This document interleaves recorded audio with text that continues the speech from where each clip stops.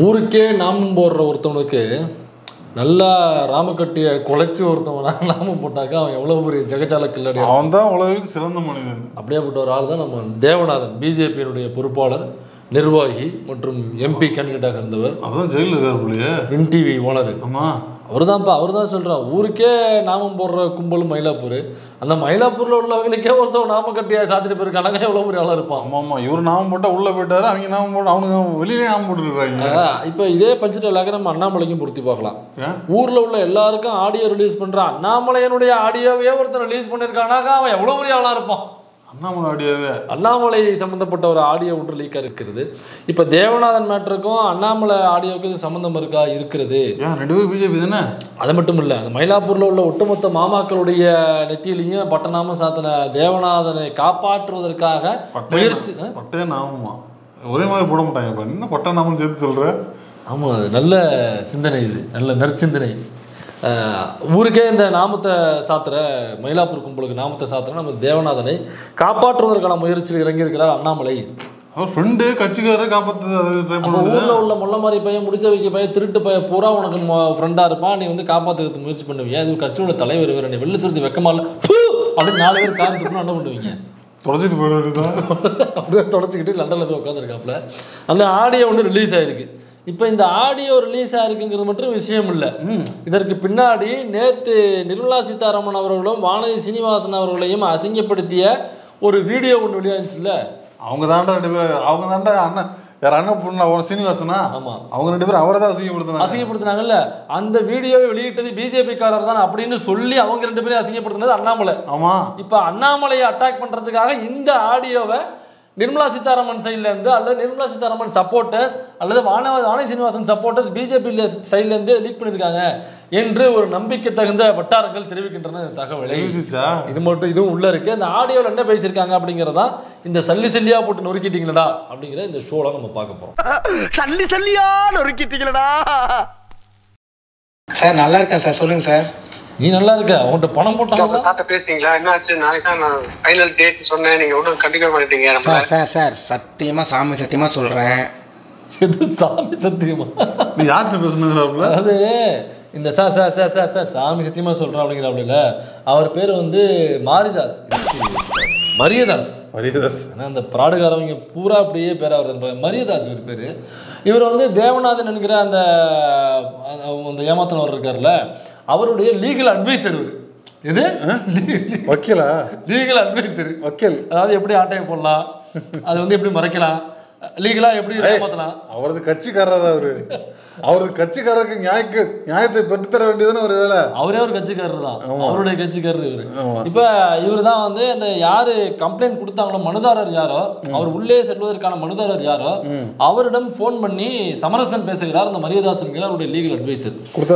இவரு லீகல் அட்வைசர்னா லீகலா இந்த பாயிண்ட் இருக்கு, இந்த சட்டத்தை படித்தவர். ஆமா, அப்ப சட்டத்தை பத்தி தானே சட்டம் என்பது அறிவியல் சார்ந்தது. ஆமா, அதுதானே பேசணும். போன் என்ன பேசுறேன் சார் சார் சார் சாமி சத்தியமா சொல்றேன். நம்ம ஊரதான் போய் லாங்குவேஜ் பூரா ஊருக்கார ஊரே இருக்கு. படாது விழுந்துருவாங்க. சாமி சத்தியமா சொல்றேன். இல்ல ஈஸானது எங்க அம்மா சத்தியமா, எங்க அம்மா சத்தியமா என்னடா படாது விழுந்துருது. சாமி சத்தியமா நடக்கலாம். யோசிக்கே படாது பட்டு விழுந்துருவாங்க. தெரியல, ஒரு வேளை நம்ம கூட படிச்சவனா நீ இன்னும் கான்வர்சேஷனே ஆரம்பிக்கல, இப்பதான் ஸ்டார்ட் பண்ற. சாமி சத்தியமா சார் இவரு சட்டம் படிச்சவன்னு சொல்றாங்க. சரி, ஆரம்பமே இவ்வளவு அமர்க்கலமா இருக்குனாங்க, உள்ள படமக்கரமா இருக்கு. கேப்பறீங்க அவரு கோயில்ல நிக்கனால பிஜேபி அட்வொகேட்ல இருந்து லொட்டுல சுத்தி நின்னுறாங்க. ஓகேங்களா சார்? அது அப்ப சார், இப்ப பிஜேபி உள்ள வந்துச்சு சார். அவர்தான் பால் பண்ணாரு, உள்ள வந்தாரு. புரியுதுங்களா? என்னது இல்ல, இவர் என்ன சொல்ல வர்றாருன்னா, இவரு மனு போட்டு உள்ள பார்க்க போயிருக்காரு. மனு? ஆமா, யார் மரியதாஸ் வந்து மனு போட்டு தேவநாதனை உள்ள பார்க்க போயிருக்காரு. இப்போ அவர் வெளியில் வந்து நின்னாலே, அதாவது உள்ளேருந்து பார்க்க போனால் மனு போட்டு நிற்பாங்களே, அப்படியே அவர் வந்து நின்னாலே சுற்றிலும் வந்து எல்லாரும் கூட வந்து நின்றுக்கிறாங்க, பிஜேபி அட்வொகேட்லேருந்து எல்லாரும் வந்து நின்றுக்கிறாங்க அப்படின்னு சொல்கிறாப்புல. அதனால என்னால் அவர்கிட்ட ஃப்ரீயாக பேச முடியல. எனக்கு புரியல. அவர் பிஜேபியில் தானே இருக்காரு. அவர் பிஜேபியில் இருக்காரா? பிஜேபி அட்வொகேட் வந்து என்ன பிரச்சனை? அதாவது இப்போ திமுகவில் ஒருத்தர் இதே மாதிரி தவறு பண்ணுறாருனாக்கா கட்சிக்கும் அவருக்கும் சம்மந்தம் இல்லைன்னு நோட்டீஸை போட்டு விலகிடுவாங்க. இவனுக்கும் அவங்க கூட 6 அண்ணன் தண்ணி போடக்கூடாது, அவனை வந்து கட்சி விட்டு ஒதுக்கி வச்சாச்சு அப்படின்னு ஒதுக்கி வச்சிருவாங்க. இப்போ பிஜேபியில் தவறு செய்பவர்கள் கட்சிக்காரராக இருக்கும் பட்சத்தில் அவங்களோட எல்லா விங்கும் அட்வொகேட் முதற்கொண்டு இறங்கி அவரை காப்பாற்றுற வேலையை பார்க்குது. அப்படி அவர் என்ன பண்ணிட்டாப்புல, இப்போ ஒரு அறப்போராட்டம் செய்கிறாப்புல, அல்லது ஏதோ ஸ்டேட் கவர்மெண்ட்டு மக்களுக்கு சம்மந்தம் இல்லாத அல்லது மக்களுக்கு எதிரான ஏதோ ஒரு சட்டத்தை ஏற்றுறாங்க அல்லது ஏதோ ஒரு திட்டத்தை கொண்டு வர்றாங்க அப்படின்னாக்கா அதற்கு பெருவாரியாக ஒரு போராட்டம் பண்ணி அதில் கைதாகி உள்ளே போயிருக்காங்க அப்படின்னாக்கா அப்போ பிஜேபி அட்வொகேட்டை போய் பார்க்குறாங்கனாக்கா மக்களுக்கு ஆதரவாக போய் நிற்கிறாங்க, அதுக்காக கைதாக இருக்காங்க, அதுக்காக போய் நிற்கிறாங்கிற வேறு விஷயம். இவன் மக்களுடைய பணத்தெல்லாம் ஆட்டையை போட்டு என்ன ஊர் முழுக்க ராமகட்டி சாத்துறவங்களுக்கு பட்ட நாமமா இல்லை நாமத்தை குலைச்சி அடிச்சிட்டாங்க. இல்லை அவரு நீ முக்கியமான விஷயம் என்ன சொன்ன, மக்கள் காசா மயிலாப்பூர் காசு, மயிலாப்பூர் காசு இல்லை. அதான் ஒரு வார்த்தை சொல்லுவாங்கல்ல, ஏதோ காசு தொலைஞ்ச கூட தேடிட்டு இருப்போம், வருத்தத்தில் ஒரு கிடைக்கல அப்படிங்கிறதுக்காக யாராவது சொல்லுவோம், உர்ரா உழைச்ச காசு இன்னைக்கு அதனால கைக்கு வரணும் அப்படின்னு. அப்படி பார்க்கும் போது அந்த 525 கூட உங்களுக்கு வராதா? உங்களுக்கு இந்த 525 கூட வராது. இல்ல இப்ப இந்த தெரிஞ்சிடும். இப்ப இது உழைச்ச காசா இல்லையான்னு இப்ப தெரிஞ்சிடும். இந்த கேஸ் முடியுமா தெரியும், அது உங்களுக்கு வருமா வராதான்னு. என்ன நம்ம ஒருத்தருக்கு வரக்கூடாது இல்ல, ஐ மீன் வர வாய்ப்பு இல்லைன்னு சொல்றேன். அதுலயும் ஒருத்தர் 2 பேர் செலவு பண்ணி போற சொல்ல வரேன்டா. ஒருத்தர் 2 பேர் உழைக்கிறவங்க இருப்பாங்கல்ல, நம்ம எல்லாரும் சொல்ல முடியாதுல்ல, இருப்பாங்க. அதான் ஒருத்தர் 2 பேர் அதுல மயிலாப்பூர்ல இருக்கிறவங்களே நம்ம எப்படி கட்டணும்னு சொல்ல முடியும், அப்படி சொல்ல முடியாதுல்ல. அங்கேயும் உழைப்பை செலுத்தி நேர்மையாக வாழக்கூடிய நபர்கள் ஒருத்தர் 2 பேர் செய்வாங்க. அதுக்காக அவங்களுக்கு நம்ம குரல். ஆனா 525 கோடி ஃபுல்லா வராது தெரிஞ்சிடும். அது உழைச்ச காசா உழைக்க. எனக்கு டவுட்டு, மயிலாப்பூர்ல நிறைய கோவில்கள் இருக்கு, பூரா பயிலும் மணியாட்டி தான் இருப்பாங்க. ஒரு கடவுள் கூட உங்களுடைய பணத்தை காப்பாத்துறது வரலடா. கேஸ் போயிட்டு இருக்குது. கடவுள் அனுப்பிச்சு கேஸ் இருந்திருக்குது. கேஸ் வேணா போவாங்க, கேஷை மட்டும் நீ வாங்கவே முடியாது. இந்த மாதிரியான கேஸ் இருக்குல்ல, இந்த ஆருத்ரா, இந்த தேவநாதன், இதே மாதிரி இந்த பிஜேபி சேர்ந்த பல பேரும் ஆட்டையை போட்டாங்களா. அதோட இந்த மகாவிஷ்ணு ஒருத்தன் உள்ள இருக்கான் பாரு, அவனே இதுக்கு முன்னாடி ரெயின்ட்ரி அப்படிங்கிற பேர்லாம் ஃப்ரெண்ட்ஸ்லாம் சேர்ந்து கிட்ட 2000 கோடிக்கு மேலே அப்பவே 11 வருஷத்துக்கு முன்னாடி ஆட்டையை போட்டு காலி பண்ணிட்டாங்க. அப்ப இந்த காலி பண்ணிட்டாங்களா? ஆமா, விளையாட்டு மசூரா இருக்கா உங்களுக்கு. 2000 கோடி எப்படி அருணாச்சலம் படத்துல வந்து எவ்வளவு நீ சேலஞ்ச் வச்சாலும் 2000 கோடி 10 வருஷத்துல காலி பண்ண முடியாதா? சரி, காலி பண்ணான்னு யாரும் சொன்னாப்பா? இந்த ஆசிரமம் வச்சிருக்காப்புல இல்ல ஒரு இடம், அது எதுல வாங்கியிருப்பான்னு நினைக்கிறேன். இது இந்த ஆட்டையை போட்ட சம்பவத்துக்கு அப்புறம் மகாவிஷ்ணு மாமா வந்து மாலத்தீவுல போய் செட்டில் ஆயிருக்காப்புல. பிழைக்க வழி இல்லாம மதுரையிலேருந்து பிழைப்பு தேடி வந்த ஒரு குடும்பத்திலேருந்து ஒருத்தர் எப்படி மாலத்தீவுல இருந்து போய் செட்டில் ஆக முடியும்? அப்போ அந்த அளவுக்கு தொகை எங்கேருந்து வந்துச்சு? இந்த சம்பவத்துக்கு அப்புறம் வந்திருக்கு. ஆஸ்திரேலியாவில் சிட்னியில் இடம் வாங்கியிருக்கான், பெரிய இடமா வளைச்சு போட்டிருக்கான் அந்த ஆசிரமம் அங்கே கட்டுறதுக்கு. சிங்கப்பூரில், மலேசியாவில், ஸ்ரீலங்காவில் இதெல்லாம் எங்கேருந்து இவ்வளோ காசு வந்திருக்கோம்? இப்போ இந்த 2000 கோடி கொண்டு போய் பதுக்கிறதுக்காக அவன் போயிருக்கூடனே நம்ம சந்தேகப்பட. சரி, நம்ம வந்து கேஸை மடை திருப்புறாரு மயிலாப்பூர் கேஸ். ஆமாம், மயிலாப்பூர் கடவுளாலும் கேஸ் விட்டாலும் கேஷ் வராது. இந்த மாதிரி கேஸ்ல கேஷே வாங்க முடியாது. நீ இந்த மாதிரி வேணா 2 அமுக்கி 2 எடுத்து கேஸ் வேணா வாங்கலாம், கேஷை மட்டும் வாங்க முடியாது. நீ அடி உத என்னன்னாலும் பண்ணிக்கிட்டுருவாங்க. காசு அவ்வளவுதான், வாழ்நாளே சம்பாதிக்க முடியாத காசு. என்னுடைய 10 தலைமுறைக்கு 8ஆவது காசு ஒன்று அடிச்சுட்டேன். நீ என்ன கையை முறிச்சு காலை முறிச்சுக்க என்ன வேணாலும் பண்ணிக்க. காசு நான் பக்காவாக செட்டில் பண்ணிட்டேன், என்ன வேணாலும் பண்ணி காசு இல்லைன்ற நான் செலவு பண்ணிட்டேன், அவ்வளோதான். ஸ்லோ பண்ணிட்டு சொல்லிட்டு போயிட்டே இருப்பேன் அப்படின்ட்டு அவங்க மட்டும் காசே வாங்க முடியாது. அப்போ இதில் வந்து இவர் போய் நின்ன உடனே ஏன் பிஜேபி காரவங்களும் அப்போ இது மக்களுடைய காசு இல்லையா? இல்லைங்கிறது அதான சொல்லுவாங்க. அது மக்கள் காசு இல்லை, மயிலாப்பூர் காசு. ஐ மீன் மயிலாப்பூர்ல போட்டு சிட் போட்டு காசு. இப்போ பிஜேபி வந்து ஏதோ இந்துக்களின் பாதுகாவலர், குறிப்பா பார்ப்பனர்களின் பாதுகாவலர் அப்படின்னு இருக்கு. நீ சொல்லுவ இல்ல, அப்படிதான் நம்பிக்கிட்டு இருந்தாங்க. இப்ப என்ன வச்சு பாருங்க, இவர்கள் பார்ப்பனர்களுடைய பாதுகாவலரும் இல்லைன்னு சொல்ல வரேன். ஒட்டுமொத்தமா யாருக்குமே இவங்க பாதுகாவலர் இல்லை. இவங்க கட்சி எதுக்குதான் இருக்குது? ஏதோ வர்றத போறத அடிச்சுக்கிட்டு ஆட்டையை போறதான் இருக்கு. அப்ப இதனாலதான் வந்து பால் கனகராஜ் வந்து அதனாலதான் ஆஜரா இருக்கு அப்படிங்கிற ஒரு மேட்டரையும் சொன்னாப்புல அந்த ஆடியோ. பால் கனகராஜ் பார் கவுன்சில் தலைவர். ஆமா, பால் கனகராஜ் ஆம்ஸ்ட்ராங் கொலை வழக்கில் கூட உள்ள வந்துட்டு போனா பார் கவுன்சில் தலைவராக அவர் இப்ப இருக்கிறாரா இல்லையாங்கிற எனக்கு தெரியல. அந்த தகவல் எனக்கு தெரியல, அது இவர் தான் சொல்றாரு. தவறாக இருந்தால் இவர் மட்டும் தட்டுங்க தெரியல. ஆனால் அவர் வந்து ஒரு செல்வாக்கான ஆள் பால் கனகராஜ் உள்ள நீதிமன்றத்துக்குள்ள. அதனால் வந்து பால் கனகராஜ் வந்து ஒரு கேஸில் ஆஜராகிறாரு அப்படின்னாக்கா அது ஒரு பெரிய கேஸாக இருக்கணும் அல்லது முக்கியமான கேஸாக இருக்கணும், அது ஒரு கவனிக்கத்தக்கக்கூடிய ஒரு வழக்காக இருக்கும். அப்போ அதுக்காக எல்லாமே வந்து நியாயமாக போய் ஆஜராவார்னு நான் சொல்ல வரல, அது அவருடைய தொழில், அது எங்களால் ஆஜராக அவருடைய பிரச்சனை அது. அப்போ பால் கனகராஜ் வந்து இந்த கேஸில் தேவநாதனுக்கு ஆதரவாக ஆஜராகிறாரு அப்படின்னாக்கா அண்ணாமலை சொல்லி தான் எனக்கு பிஜேபிக்காரரு, பிஜேபியினுடைய வக்கீல், அவர் வந்து ஆஜராகிறாரு. இந்த பால் கனகராஜ் வந்து இந்த கேஸுக்கு மட்டும் இல்லை, யார் நம்ம கருக்கா வினோத்து, யார் நம்ம ஆளுநருடைய வீட்டு வாசலில் ஒருத்தன் பெட்ரோல் பாம்பு பேசினான்ல அவனுக்கு ஆஜரானது யாருனாக்கா பால் கனகராஜனுடைய சிஷ்ய பிள்ளைகள் தான் அங்கே போய் ஆஜரானது. இப்போ பால் கனகராஜ் யாருடைய சிண்டிகேட்டில் இருக்காப்புல, அவர் பிஜேபியில் இருக்காரு. ஆனால் கருக்கா வினோத்துக்கு இப்போ ஒரு காசுக்காக வாதாடக்கூடிய ஒரு பெரிய வக்கீல்னு வச்சுப்போம். பால் கனகராஜ் இது கருக்கா வினோத்துக்கு என்ன காசு இருக்கும்? அப்போ கருக்கா வினோத்துக்கு எப்படி அவருடைய சிஷ்ய பிள்ளைகள் எப்படி போய் ஆஜராகிறாங்க? அப்போ என்ன சிண்டிகேட் இது? அப்போ யாருடைய பெட்ரோல் பம்ப் அடிக்க கருத்து ரீதியாக போய் ஒரு இது பண்ணிருக்கலாம். கருக்கா வினோத்து கருத்து அப்படி கருத்து ரீதியாக பெட்ரோல் பம்ப் அடிக்கிறதுல ஒரு கருத்து அந்த கருத்து ரீதியாக போய் உடன்பட்டு அப்போ இதில் முழுக்க இது பின்னாடி யார் இருக்கா, எந்த கட்சி இருக்கு? அப்போ இது மக்களுக்கு எதிரான ஒரு கட்சி.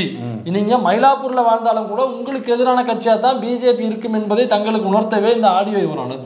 அதுக்கு மேலே என்ன பேசிருக்கேன்னு பார்ப்போங்க. எப்போ பார்க்கலாம்னு சொன்னார்? இல்லை அவரு பார்க்கல, நான் என்ன பார்க்க சொன்னார். நேரில் கூப்பிட்டு காம்ப்ரமைஸ் பேசு, நான் வெளியில் வந்த 3வது நாள் அவங்க அக்கௌண்ட்டில் காசு இருக்கும்னாரு. சார் வெயில் வந்ததுக்கு அப்புறம் காம்ப்ரமைஸ்லாம் நடக்கவே நடக்காது சார். சார் வெயில் வந்தவொன்னு தான் சார் ட்ரான்ஸ்ஃபர் பண்ண முடியுன்றாரு. அவங்க ஊருக்கே நாம அடிக்கிறவங்க கிட்ட போய் நாம அடிக்க பார்க்குற நீ எனக்கு மனுதாரர்கிட்ட, அதாவது தேவநாதன் வந்து இவர்கிட்ட சொல்லி அனுப்பிச்சாப்ல லீகல் அட்வைசர்கிட்ட, நீங்கள் வந்து எப்படியாவது அவர்கிட்ட உங்கள்கிட்ட போய் சமாளிக்க பேசுங்க. மண்டே கழுவு ஏற்கனவே கழுவுன மண்டையாக தான் இருக்கும், இருந்தாலும் போட்டு கழுவு. அதாவது மனுதாரர்களை வந்து அப்போஸ் பண்ணாமல் இருந்தால் தான் அவங்களுக்கு பெயிலுக்கு நான் பெயிலபிள் செக்ஷன் தான் போட்டிருக்காங்க. பட் ஆனால் அந்த காம்பவுண்டிங்னு ஒன்று சொல்லுவாங்க. அவங்க வந்து இல்லை நான் வெளில வந்தவொடனே இவ்வளோ தரேன், அதுக்கு நான் சொத்து இருக்குன்னு சொத்து டாக்குமெண்ட்டை கொடுத்துட்டு அவங்க வெளில வருவாங்க. அந்த சொத்தை விற்றுட்டு அவங்க கொடுக்குறதா உறுதிமொழி கொடுத்துட்டு வருவாங்க. இப்போ அப்படி அதுக்கு ஒத்துக்கணும்னாக்கா மனுதாரர் ஒத்துக்கணும், சரிங்களா? அதுக்காக தான் மண்டை கழுவிட்டு இருக்காப்புல. அவர் மனுதாரர் தானே அவர் உண்மையிலேயே அவர் மனுதாரர் தான், அவர்கிட்ட தான் மண்டை கழுவிட்டு இருக்காப்புல. அதாவது அவர் என்ன கேட்குறாப்புல, இல்லைங்க பணம் கொடுத்துருவீங்க, பணம் கொடுத்ததுக்கு அப்புறம் நான் வந்து அதுக்கு ஒத்துக்கணுமா அப்படின்னு சொல்லி கேட்குறாப்புல.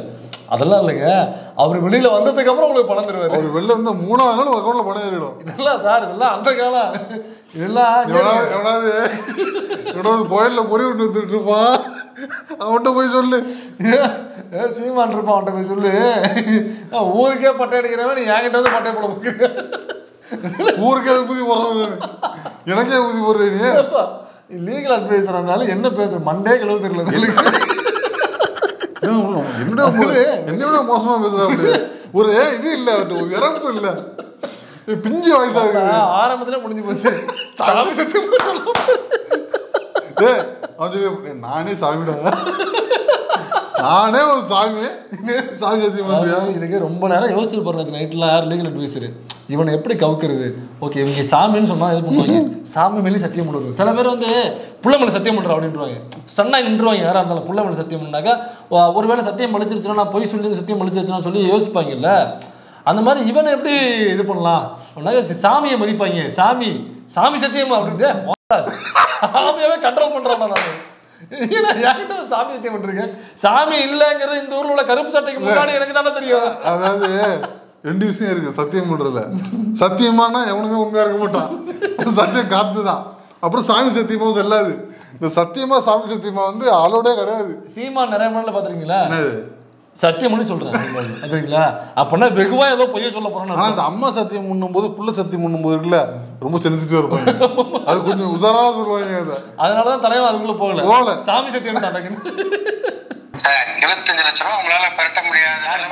எப்படி சார் கட்ட முடியும்னா சார் நீங்க விளாடுறீங்க, நீங்க நம்பர் இன்னைக்கு நான் ஆபீஸ் ஓத்துல பார்த்து சம்பளம் கூட கேட்டுக்கிறேன் நான். நீங்க வேற என் கதையை கேட்டீங்கன்னா நீங்க அதுக்கு மேல சார். அவர் ஒன்னே ஒன்று சொன்னாரு, இந்த ப்ரீ க்ளோஸ் அந்த கதையெல்லாம் விட்டுருங்க, நான் வெளியில வந்த 3வது நாள் வீட்டுக்கு கூப்பிட்டு உங்க 2 பேருக்கும் அவர் கேஷ் கையில கொடுத்து அனுப்பிச்சிடேன்ட்டாரு. இப்போ 2 மேட்ரு இருக்கு. ஒன்று வந்து 25 lakhs ஆகுது எனக்கு முன்னாடி நம்பிக்கைக்கு உரிய வகையில் கொடுங்க, அப்போ தான் நம்ப முடியும் அப்படின்னு மனுதாரர் கேட்குறாப்புல. இல்லைங்க ஒரு 25 lakhs கூட உங்களால் கேஷாக தர முடியல அப்படின்னா நான் உங்களை எப்படி நம்புறது அப்படின்னு கேட்குறாப்புல. டக்குன்னு போயிட்டாப்புல சார் கொடுங்க சார் அது சார் இது சார்னு சொல்லிட்டு வித்தின் 3 days வந்தோடனே செட் பண்ணிடுவாப்புல.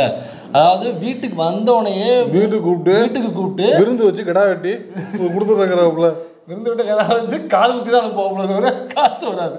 அப்போ 3 நாளுக்குள்ள வீட்டுக்கு வர வச்சு உங்களுக்கு காசாக தந்துடுறேன் அப்படின்றாப்புல. 25 லட்சம்னு இதில் சொல்கிறாப்புல, அதை மனுதாரர் சொல்கிறாப்புல. அதான் வீட்டுக்கு வர வச்சு காசாக கொடுத்துட்றேன். 25 லட்சம் ரூபா ஹாட் கேஷாக ஒருத்தன் வீட்டில் வச்சுருக்கான்னா யோசிச்சு பாருங்க. அதாவது சட்டப்படி தவறு தானே. ஆமாம், 25 லட்சம் நீங்கள் எப்படி வீட்டுக்குள்ளே வந்து கேஷாக வச்சுருப்பீங்க? அப்போ அக்கௌண்டபிலிட்டியில் போகாத பணமா அது இருக்கும்ல.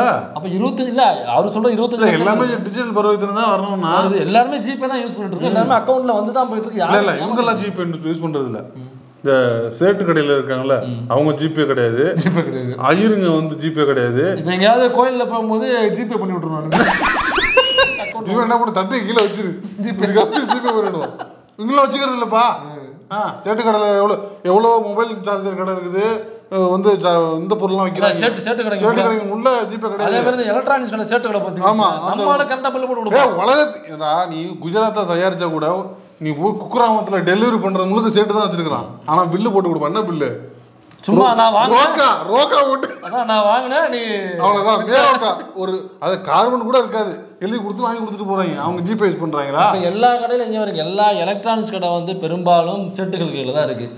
அதே மாதிரி சேட்டுகள் கையில் என்னென்ன கடைகள் இருக்கோ எதுக்குமே பில்லு கிடையாது. அந்த பான் கடை இந்த மாதிரி என்னென்ன கடை, ஸ்வீட்டு கடை இந்த போடுவாங்கல்ல பக்கோடா, ஜாங்கிரி, ஜிலேபி, சமோசான்னு அவங்களும் பில்லு போடுறது கிடையாது. அதாவது இவன் சொல்றது வந்து சின்ன சின்ன ரோட்டோர கடைகள் இல்லை, பெரிய கடையும் சொல்றேன். பெரிய நிறுவனமாக பெரிய கடைகளாக இயங்கக்கூடியதுல இவங்க சேட்டு கடை எங்கெங்க வச்சிருக்கானோ அவனுமே ப்ராப்பர் பில்லு தர்றதில்லை. பில்லுனாக்கா இந்த பனியன் வாங்கும் போது ஜட்டி வாங்கும் போது வந்து ஒரு இது மாதிரி கொடுப்பாங்கல்ல, ஒரு டைரி மாதிரி கொடுப்பாங்க. மல்லிகை கடையில் பில்லு போட மாட்டாங்களா? அந்த மாதிரி அது வந்து புக்கா வச்சுக்கிறாங்க. காதுல இருந்து எடுத்துட்டு போவாங்க. 2 சார்ஜர் 500, 3 சார்ஜர் 500 போட்டு கொடுத்துட்றாங்க. இப்போ இன்னொன்று இருக்கு, 500 கொஞ்சம் 600 போட்டு கொடுங்க போடலாமே. அப்படி போன வாரம் எலக்ட்ரிஷியன் எங்கள் வீட்டில் ஒர்க் நடக்குது. என்னன்னாக்கா பில்லு கொடுங்க அப்படின்னு சொல்கிறா. அவர் தான் பர்ச்சேஸ் பண்ணிட்டு வர்றாரு. பில்லு கொடுக்குறாப்புல பார்த்தோம்னாக்கா ஒரு தொகை இருக்குது. நான் பார்த்துட்டு என்ன இது பில்லு இல்லைண்ணே, இது வந்து பில்லுங்கிறாப்புல. இல்லைண்ணே பில்லுனாக்கா கடை பேர் இருக்கும், டேட் இருக்கணும், நம்பர் இருக்கணும், வேட் நம்பர் இருக்கணும், என்ன இருக்கணும்னா இது சும்மா பேப்பர். அப்படிங்களா, இந்த வாங்கிட்டு வர்றேன், இதோ போகிறோம் சொசைட்டிக்கு அப்படின்னு வாங்கிட்டு போனாப்புல. அடுத்த 5 நிமிஷத்தில் உணவு தராப்புல. போனது பில்லுன்னு கொடுத்தால அதுக்கும் இதுக்கும் கம்பேர் பண்ணி பார்த்தோம்னாக்கா இதில் 1300 ஒரு பொருள் இருக்குது, இதில் 1000ன்னு இருக்குது, இதில் 730 இருக்குது, இதில் 930 இருக்குது. இது அவ்வளோதான். சரிங்களா? என்ன பண்ணிட்டாப்புல எடுத்துகிட்டு போய் பக்கத்தில் உட்காந்து திரும்ப கொண்டு வந்து கொடுத்துட்டாப்புல. இப்படி தான் சேட்டு கடையில் பெரும்பாலும் இதில் இப்படி தான் இருந்துகிட்டு இருக்கு. அதை இப்போ அரசுடைய பார்வைக்கு கொண்டு போகிறதுக்கு சத்யா வந்து கருத்து செருளாக செருகி கண்டென்ட்டை காலி பண்ண பார்க்குறாப்புல. இப்போ நம்ம என்ன பேசிக்கிட்டு இருந்தோம்? அந்த 25 லட்ச ரூபா ஒருத்தர் வீட்டில் இருக்கு, 25 லட்ச ரூபா ஒருத்தன் வச்சிருக்கானாக்கா, அதாவது கொடுக்குற அமௌண்ட் 25 லட்சம் வச்சிருக்கானாக்கா, அப்போ வீட்டுக்குள்ள அதை விட அதிகமான அமௌண்ட் இருக்கு. அதனால கந்தசாமி மாதிரி அடிச்சு உடங்கி வீட்டை வந்து தயவு செய்து அமலாக்கத்துறை, இப்போ இந்த ஆடியோ வந்துருச்சுல அமலாக்கத்துறை பாருங்க, அமலாக்கத்துறை. ஆமா, அந்த அமலாக்கத்துறை, அதாவது அண்டைக்கு அந்த அமலாக்கத்துறை ஏன் இந்த ஆடியோவை பார்த்துட்டு உடனடியாக இந்த தேவநாதன் வீட்டுக்கு உடனடியாக வீட்டில் போயிட்டு ஏப்பா என்னப்பா 25 லட்சம் நீ வச்சிருக்கேன்னு சொல்லியிருக்க, அப்போ அதிகமாக அவன் வீட்டில் இருக்க கொடுக்கறதே 25 லட்சம் வச்சிருக்கனாக்கா அவன் செலவுக்கு வீட்டு செலவுக்கு உன்னுடைய ஸ்டோரேஜ்னு சொல்லிட்டு நீ எத்தனை கோடிகள் வீட்டில் பதுக்கி வச்சிருக்கவா கதவை துறை அப்படின்னு சொல்லிட்டு இன்னாரும் அமலாக்கத்துறை போயிருக்கணும். ஏன் போக மாட்டேங்குது? ஏன்னா பிஜேபியில் இருக்காரு. இல்லை இப்போ ரிலீஸ் ஆகிருக்கு, போக மாட்டாங்க. அப்படியா? இந்த வீடியோவை அமலாக்கத்துறையினுடைய இப்படி காதில் கொண்டு போய் வச்சா கூட புண்ணியம் தேடி காசிக்கு போவா இந்த உலகத்திலே சொன்னீங்களா பாஸ்? அப்படின்றாங்க. சரி சார், இப்ப ஒண்ணும் இல்ல, இப்ப பால் கனகராஜ் ஃப்ரீயா வாதாடுறாரு. ஆமா பிஜேபி அண்ணாமலை வச்சு ஆடுறாரு. ₹1 தரல. நீங்க வேணா கேட்டுங்க அவர்கிட்ட போய். நான் நேராக வந்து கேட்கறேன், அதனால தான் வரல அவரு. இப்ப நாளைக்கு வரமாட்டாரு பாருங்க சார். நான் வரமாட்டார் அவர். ஃப்ரீ அண்ணாமலை வந்து ஃபோன் பண்ணியாங்க, உள்ள இருக்கிறாங்க போய் பொம்பளை வீட்டில் லேடிஸ் கிட்ட ஃபீஸ் கேட்பேன்னு சொல்லிட்டு. இப்போ நாளைக்கு வரமாட்டார் பாருங்க. நான் இப்போ சொல்கிறேன் உங்ககிட்ட பர்சனலாக சொல்கிறேன், நீங்கள் வெளில சொல்லிக்காதீங்க. நாளைக்கு வரமாட்டார் அவர். ஏன்னா ஃபீஸ் இல்லைன்னு ஆச்சு அவருக்கு. அவர் அண்ணாமலை ஹையர் பண்ணி தான் சார் அன்றைக்கி வந்தார். அர்ஜென்ட்டாக வந்து கட்சிக்காரு கோட் நிற்கிறான்னு சொல்லி அவர் சொல்லி தான் சார் வந்தார். பால் கனகராஜ் இதில் ஆஜராக சொன்னாங்க. அது வேண்டாம் பப்ளிக்காக போட்டு காட்டுறேன். நாமளா போட்டு காமிச்சு பேரலையில் இந்த ஆடியோ ரிலீஸ் பண்ணியிருக்காங்க. பர்சனலாக சொல்லியிருக்காரு வேறு பாவம். இப்போ அவர் சொல்ல வர்றதுனாக்கா அப்போ ஃபஸ்ட்டு வந்து பால் கனகராஜ் ஆஜர் ஆகலை, வேற யாரோ ஆஜராயிருக்காங்க. ஒருவேளை இந்த லீகல் அட்வைசர் இருக்காரு, இருக்கலாம், அது யாரோ ஆஜராயிருக்காங்க. அப்புறம் அண்ணாமலை வந்து தான் பால் கனகராஜை அவர் ஹையர் பண்ணி இந்த வழக்கில் நீங்கள் போய் ஆஜராகணும்னு அழுத்தம் கொடுத்து அதன் அடிப்படையில் பால் கனகராஜ் ஆஜராகியிருக்கிறார் என்பதை தேவநாதனுடைய லீகல் அட்வைசரே அவருடைய வாயால் ஒப்புக்கொண்டதுக்கான ஆதாரம் இதுதான். அப்போ அவரே வந்து அண்ணாமலை ஏன் அழுத்தம் கொடுத்து பால் கனகராஜை போய் ஆஜராக சொல்லணும். இதில் 525 கோடி எப்படி எப்படி எப்படி கரெக்ட் பண்ணாலும் 25 கோடி தள்ளலாம் கூட 500 கோடி இருக்குல்ல. அப்போ 525 கோடி மக்களுடைய காசு ஆட்டையை போட்ட ஒருத்தவனை பாதுகாக்க என்ன மதுவந்தி மாதிரி பேசுற? 525 கோடி மக்கள் இல்லை, 525 கோடி பணம். 525 கோடி மக்களுடைய பணம். 525 கோடி மக்களுடைய பணம். கமா போட்டு சரி, 525 கோடி ஒருத்தன் ஆட்டையை போட்டிருக்கான். அவனை காப்பாத்துறதுக்கு அண்ணாமலை ஏன் இவ்வளவு கஷ்டப்பட்டு உள்ள கொண்டு போய் ஆள் இறக்கணும்? இப்படி ஒருத்தன் ஆட்டையை போட்டிருக்கான் மக்களுடைய பணத்தை அப்படின்னாக்கா அவனுக்கு நீ சீட்டு கொடுத்துருக்க, ஜஸ்ட் பிஃபோர் எலெக்ஷன்ல எம்பி சீட்டுக்கு நீ சீட்டு கொடுத்துருக்க அப்படின்னாக்கா இந்த 525 கோடியில இருந்து உனக்கு எவ்வளவு கமிஷன் வந்துச்சு? இப்ப காப்பாத்துறதுக்கு பால் கனகராஜ் வரைக்கும் நீ அழுத்தம் கொடுத்து அவரை போய் ஆஜராக சொல்லியிருக்க அப்படின்னாக்கா இந்த 525 கோடியில உனக்கு எத்தனை 100 கோடிகள் வந்தது? இப்ப இதெல்லாம் கண்டுபிடிச்சதுக்காக தான் இதுல மாட்டாம இருக்கிறதுக்காக லண்டன்ல ஓடி போய் உட்காந்துருக்கியா அண்ணாமலை? சம்போ செந்தில் இருக்கா அப்படி இல்லை, ஆம்ஸ்டாங் மலையில் கைதான் அப்படி தேட்டு இருக்காங்கல்ல சம்பவம் சம்மந்தப்பட்டவர்னு. அந்த சம்பவ செந்தில் எங்கே போய் விழுந்திருக்காப்புலனாக்கா அவரும் லண்டனில் போய் விழுந்திருக்கிறார் என்ற தகவல் வந்திருக்கு. அண்ணாமலையும் சேம் டைமில் லண்டன் போயிருக்காப்புல. இப்போ இதில் வந்து ஆருத்ரா மேட்ரு ஏற்கனவே சம்பவ செந்தில் கனெக்டாக இருக்கா அப்படின்ற தகவல் வருது. அண்ணாமலை பிஜேபி கனெக்டாக இருந்த தகவல் வருது. இப்போ அவரும் லண்டன் போயிருக்காரு, இவரும் லண்டன் போயிருக்காரு. அந்த காசு ஆருத்ரா மேட்ரு இதே மாதிரி மக்கள் பணத்தை ஆட்டை போன காசு தான். அதில் எவ்வளோ வாங்கியிருக்காப்புல தெரியல எனக்கு. அதில் குற்றம் சாட்டப்பட்ட நபருக்கு மாநில பொறுப்பு கொடுத்துருக்காப்புல. இதில் குற்றம் சாட்டப்பட்டவருக்கு எம்பி சீட்டு கொடுத்துருக்காப்புல. இவரை காப்பாற்றுவதற்கு பால் கனகராஜ் அண்ணாமலை தான் ப்ரெஷர் போட்டு உள்ளே போய் ஆஜராக சொல்லியிருக்கிறார். அவர் தான் ஹையர் பண்ணி இறக்கி விட்டுருக்காரு அப்படிங்கிறத தேவநாதனுடைய லீகல் அட்வைசரு வாயால் வாக்குமூலம் கொடுத்துருக்காப்புல.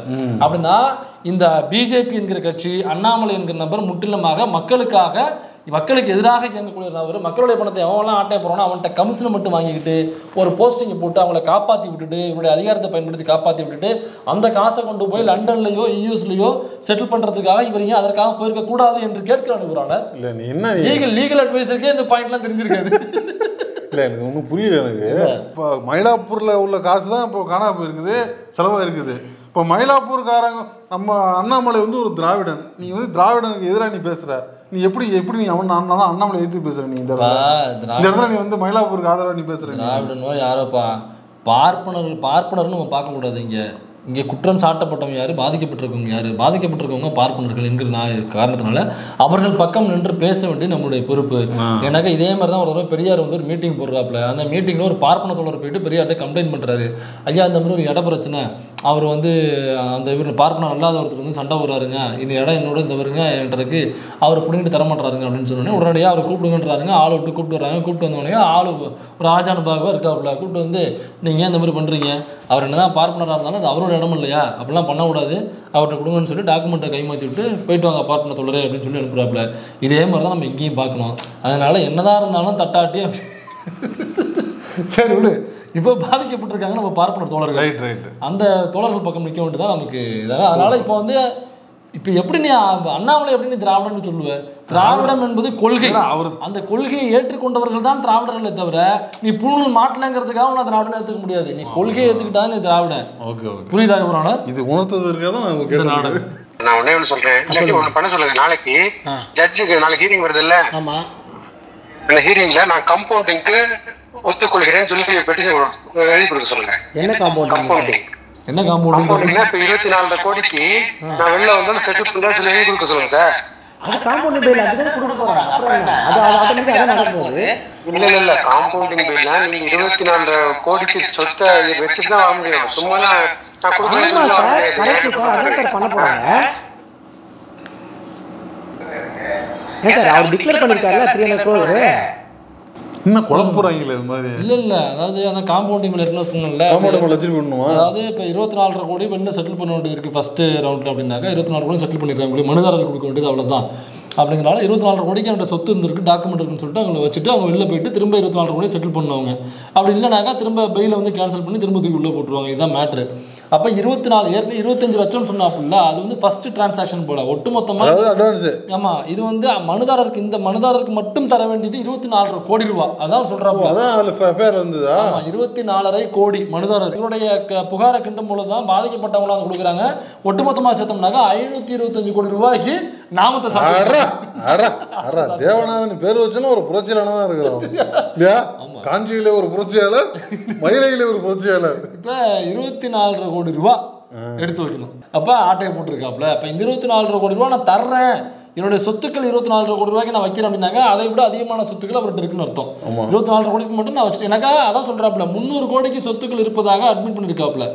அதுதான் அந்த லீகல் ஓடவே இல்லைடா. எப்படி அவ்வளவு சொத்து வந்தது? வின்டிவிலாம் இல்ல அந்த டிவி 20 வருஷமா இருக்குது, இருந்தாலும் யாரும் பாக்குறது இல்ல, போறது இல்ல. இதே மாதிரி எங்கிட்ட ஆட்டையை போட்டு தான் அந்த சொத்தை சேர்த்துருக்காப்புல. அப்போ 24.5 கோடி ரூபாய்க்கு சொத்தை அட்மிட் பண்றாப்புல. அந்த அஃபிடவிட்ல வந்து எம்பி அஃபிடவிட்ல 300 கோடி ரூபாய்க்கு தனக்கு சொத்து இருப்பதாக சொல்லியிருக்காரு. லீகல் அட்வைசர் சொல்றாப்புல. இதுல எம்பி இதுல கணக்கு சொத்து வரங்க அதுல எவ்வளவு சொல்லிருப்பாங்க? அதான் 300 கோடின்னு கொடுத்துருக்காப்புல, ஒரு அஃபிடவிட்ல தாக்கல் பண்ணிருக்காப்புல. அப்ப 300 கோடி நான் யோசிச்சு பாத்துங்க, இவன் வீட்டுல எதுக்கு அமலாக்கத்துறை போக மாட்டேங்குது? எப்ப அஃபிடவிட்லயே 300 கோடி கொடுத்துருக்காப்புலனாக்கா அப்புறம் பொண்டாட்டி பொருள் அது இது இந்த பினாமின்னு சேர்த்தோம்னாக்கா அது 1000 கோடிக்கு மேல தேரும். அண்ணாமலை சும்மா மூக்க நுழைக்க மாட்டாப்புல, இந்த 24 கோடி மாட்டாப்புல. அந்த பணம் வச்சிருந்தனாலே இதுக்கு அமலாக்கத்துறை வரணும். பணம் வச்சிருந்ததுனாலே எதுக்கு அமலாக்கத்துறை வரணும்? இல்லப்பா, இப்ப இந்த 525 கோடி வந்துருச்சு இல்ல, இதுல வந்து ஊழல் நடந்திருக்குன்னு சொல்லி உள்ள போனோம்னா கிண்டுனோம்னாக்கா 1000 கோடி ஊழல் தான் செத்துருப்பாப்புல அவரு. அப்படிதான் வந்து உள்ள போய் கிண்டி கிளங்கெடுக்கணும். இப்ப இது அமலாக்கத்துறை உள்ள போக மாட்டேங்குதுனாக்கா அண்ணாமலை உள்ள இருக்காப்புல. அண்ணாமலை உள்ள இருக்கிறதுனால அமலாக்கத்துறை போக முடியாது. அப்ப பிஜேபியில் இருக்கிறவன் என்ன பிரார்த்தனை பண்ணலாம், மக்களை எப்படி வேணாலும் ஏமாத்தலாம், எத்தனை 1000 கோடி வேணாலும் ஆட்டையை போடலாம். அப்போ அமலாக்கத்துறை கண்டுக்காது, எந்த துறையும் இது கண்டுக்காது. அப்போ பிஜேபியில் இல்லாதவங்க தவறு பண்ணாக்கா உடனடியாக அமலாக்கத்துறை போவோம், பிடிச்சி உள்ள வைப்பாங்க, பெயில் கொடுக்க மாட்டாங்க. அப்படி தான் இந்த சட்டங்கள் போய்கொண்டிருக்கு. இல்லை, அண்ணாமலை வந்து இவர் எங்கே இருக்காரு? லண்டன்லையா? லண்டனில் இருக்கிறவங்க எல்லா பிரச்சனையும் அந்த பீஸ் அடிபட்டுக்கிட்டே இருக்குது. எப்படி ஏமா இதான் அந்த மக்களுடைய பணத்தை ஆட்டையை போடுற எல்லாருக்குமே இந்த கமிஷன் வாங்கிக்கிட்டு ஆளை காப்பாற்றி விடுறதுக்கு பொறுப்புகள் கொடுத்து எம்பி சீட்டு கொடுத்து இந்த வேலையில் பார்த்துருக்கு. வெரி டேஞ்சர் ஃபுல்லாக இருக்கு. அதாவது பல நாள் சீமான் ஒரு நாள் மாட்டுவானுங்கிறது தெரியாமல் பூரா சீமான்களும் இந்த வேலையை பார்த்துட்டு இருக்கு. இல்லை, அண்ணன் பேசுறது ஒன்றுமே இல்லை சார். நீங்கள் முடிஞ்சா 24 மணி நேரத்துக்குள்ளே செட்டில் பண்ணுங்க. அப்படி இல்லாட்டி we will go legally and we will finalize the whole proceedings according to the law of India. முடிச்சிட்டாப்ல கடைசியா அவர் இடத்துக்கு வந்துட்டாப்ல. இது பேசுறாளா இல்லை நான் கோர்ட்டுக்கு போட்டுமா, பண்ணித்தராளா இல்லை நான் எஸ்பி ஆஃபீஸ் போட்டுமா? கடைசியா அவர் ஒரே ஆயுதம் இங்கிலீஷ்ல பேசி முடிச்சிருவாங்க. இங்கிலீஷ்ல பேசுறா அப்படியே. ஐயோ சரிங்க சார், ஓகே சார். அவர் எவ்வளவு நல்ல மனுஷன், தேங்க்யூன்னு சொல்லலாம் முடியாது. தேங்க்யூ ஒபீடியன்ட்லி போட்டு போங்க. கடைசியா 24 மணி நேரத்துக்குள்ள நான் இது சுளுத்திடுவேன். இல்ல 24 hours சொல்லி டேபிளுக்கு வரணும். டேபிளே இல்லடா, முதல்ல டேபிள் வரணும், அப்புறம் டீடைல் வரணும். 24 hours டைம் கொடுத்துருக்காப்ல. ஆமாம், அதனால் இதில் வந்து அண்ணாமலை தான் நேரடியாக தலையிட்டு தேவநாதனை காப்பாற்றுவதற்கு முயற்சி செய்கிறார். அப்போ பால் கனகராஜை வலுக்கட்டாயமாக உள்ளே அனுப்பிச்சதும் அண்ணாமலை தான். 300 கோடி ரூபாய்க்கு அஃபிடவிட் தாக்கல் பண்ணியிருக்கிறார் தேவநாதன். இந்த தேவநாதனுக்கு தான் சீட்டு கொடுத்துருக்காப்புல அண்ணாமலை எம்பி சீட்டு. 24.5 crores வந்து நான் வந்து உடனடியாக செட்டில் பண்ணுறேன், வந்து 3ஆவது நாளே செட்டில் பண்ணுறேன், அந்த ஹாட் கேஷாக செட்டில் பண்ணுறேன், 25 lakhs நான் செட்டில் பண்ணுறேன், ஹாட் கேஷாக செட்டில் பண்ணுறேன் அப்படின்னாக்கா வீட்டுக்குள்ளே எவ்வளோ பணங்களை அடுக்கி வச்சிருக்கிறார் போன்ற கேள்விகளோட இந்த ஆடியோ வெளியில் வந்திருக்கு. இதனுடைய ஃபுல் வெர்ஷன் பார்க்கணும்னாக்கா பேரலையில் ஃபுல் வெர்ஷன் போட்டிருக்காங்க, அந்த சேனலில் போய் நீங்கள் தரோம். இந்த வீடியோ பார்த்துட்டு போய் அங்கே பாருங்கள். ஆமாம், இதை பார்த்துட்டு அங்கே போய் பாருங்கள். இதோட வேறு ஏதாவது வெர்ஷன் இப்போ இந்த ஆடியோ ஏன் வெளில வந்திருக்கு, இப்போ யார் வெளியிட்டிருப்பா? ஒன்று மரியதாஸ் வெளியிட்டு இருக்கணும், அல்லது இந்த பக்கம் பேசினா அந்த மாமா வெளியிட்டு இருக்கணும். அவர் மாமா எப்படி தெரியும் உங்களுக்கு? இது அவர் மாமா இல்லைன்னு ஒரு மரியாதைக்காக அங்கிள்னு சொல்லுவோம்ல, அப்படி சொல்றாங்க. மாமா மாப்பிள்ளன்னு சொல்றான், மாப்பிள்ளன்னு கூப்பிடுறான். எல்லாருமே மாப்பிள்ளனா தங்கச்சி வீட்டுக்கார அக்கா வீட்டுக்காரன்னு அர்த்தம். வா மாப்பிள்ள போ மாப்பிள்ள மச்சின்னு பேசுறது அது ஒரு ஸ்லாங். இது அவர் மாமா மச்சான்னு பேச அந்த மாதிரி அவரை நான் மாமா மாப்பிள்ளன்னு சொல்லி கூப்பிட்டுருக்கேன். ஸோ அந்த மாம் சொல்லிட்டுச்சா அல்லது மரியாதை சொல்லிட்டாப்லையாங்கிறது நமக்கு தெரியல. ஆனாலும் நேற்று வீடியோ வெளிவந்ததுக்கு அப்புறம் அண்ணாமலை கவுண்டராக மன்னிப்பு கேட்டார்ல, பிஜேபி வெளியிட்டதுக்கு மன்னிப்பு அப்படின்னு சொல்லி கேட்டாப்ல. அப்போ பிஜேபி தான் அந்த வேலையை பார்த்துருக்குங்கிறத அட்மிட் பண்ணிட்டா, அங்கேயே சொல்லிட்டாப்ல. அவர் வந்து சரண்டர் ஆகிட்டாப்ல, நாங்கள் தான் அதை வெளியிட்டது அப்படின்னாக்கா அது பிஜேபிகளுக்கு இல்லை, வானதி சீனிவாசனுக்கு விழுந்த மிதியது, நிர்மலா சீதாராமனுக்கு விழுந்த மிதியது, உட்கட்சி பூசல்ல தேவையில்லாம நீ அங்கேருந்து இதுக்கு வாங்கி விடுற. அவங்க வானதி சீனிவாசன் ஒரு பக்கம் பிரஸ் மீட் கொடுத்து முட்டு கொடுத்துட்டு இருக்காங்க. அதுக்கு இங்க உள்ள பிஜேபி எல்லாம் முட்டு கொடுத்துருக்காங்க. அங்கேருந்து லண்டன்ல போறேன்னு என்ன பண்ணுவோம்? அரசியல் படிக்க தானே போனேன். இதுதானே படிச்ச அரசியலா இல்ல இதுதானே படிச்ச அரசியலா நான் கேட்கறேன். இங்க இருந்த விட அங்க இருந்தா போய் ஆக்டிவா இருக்கு. இங்க இருந்த கூட இப்பெல்லாம் செயல்படல, அங்க போய் உட்காந்து எல்லா பிரச்சனையும் பார்த்துக்கிட்டு அதுக்கு ரியாக்ட் பண்ணிட்டு இருக்காப்ல. என்னடா அரசியல் படிக்க போறோம்னு சொன்னிச்சு, இன்னமும் அரசியல் கத்துக்கிறது. இப்ப அண்ணாமலை வந்து வானதி அவர்களுக்கும் அண்ணாமலைக்கும் ஒரு போட்டி போயிட்டு இருக்கு. இதோட நிர்மலா சீதாராமனுக்கும் அண்ணாமலைக்கும் ஒரு சின்ன ஒரு இது போயிட்டு இருக்கு. இவங்களை பழி வாங்குறதுக்காக தான் பிஜேபி உள்ளிட்டமைக்கு மன்னிப்பு கோருகிறேன் அப்படின்னு சொல்லிட்டு அவர் மன்னிப்பு கேட்டாப்புல.